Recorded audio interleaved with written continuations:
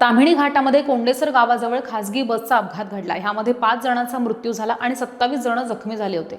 मृतांच्या नातेवाईकांना मदत मिळावी ह्यासाठी सभागृहामध्ये निवेदन केलं गेलं आणि मुख्यमंत्र्यांनी ह्याला मान्यताही दिली आहे। प्रत्येक मृताच्या नातेवाईकांना 5 लाख रुपये मदत देण्यात येणार आहे।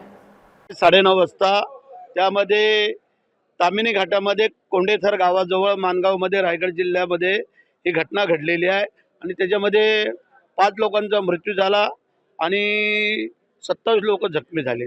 तर त्या मृतांच्या नातेवाईकांना मदत मिळावी म्हणून मी